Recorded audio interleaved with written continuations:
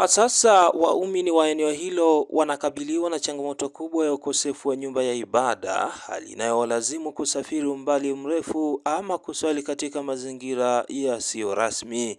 Ambao tuna shida na msikiti, tunasalia hapa hapa kwenye matofali na kwenye maturubai kama mnavyoangalia. Tuna shida na msikitini, tuna shida na madrasa. Jamani, tuna changamoto ya madrasa na ya msikiti, hatuna sehemu ya kuswalia. Na katika eneo hili tuna tatizo la msikiti, hatuna msikiti kama mnavyoona. Ni kwamba tunasalia katika eneo hili ambalo mnaliona tumefunga maturubai haya, na hitajio letu kubwa ni msikiti. Hatuna msikiti kabisa, ni kwamba Ijumaa yetu tunamalizia humu na ibada zingine za sala za kawaida tunaishia humu. Kwenye hali ya maadili, msikiti huu ukikamilika, kwa upande wa serikali sisi utatusaidia kuelimisha vijana, wakipata elimu, wakifungua madrasa hapa, nafikiri kwamba watatusaidia kwenye serikali kuepukana na makundi ya vijana ambao wanaingia kwenye uhalifu. Ili kukabiliana na changamoto hizo, waumini wa eneo hilo wameanza kuchangishana wao kwa wao kupitia harambee pamoja na nguvu kazi ili kupata nyumba ya ibada katika eneo hilo.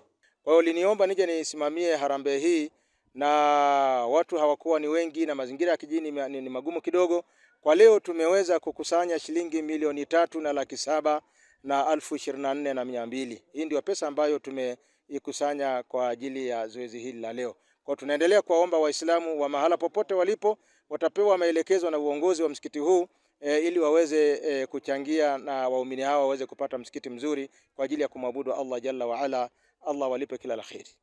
Kila mwenye nacho, mwenye milioni 10, 20, 15, mwenye simenti, mwenye nondo, mwenye mabati, jumla ni milioni 30. Iliyopatikana hapa leo ni milioni 3,700,000. Kwa mapungufu bado ni makubwa. Popote pale utakaposikia kheri hii, jitahidi ufike maeneo ya kijiji cha Mjogoda, mtaa wa Kisisi, ili kuunga harakati za Uislamu wa kijiji cha Mjogoda kilichopo kata ya Khanuda mkoani Singida. Unaweza kuwasiliana na uongozi wa msikiti huo kupitia nambari 0757567838. Kutoka hapa mkoani Singida, Ramadhan Idilimu wa Mahasin TV.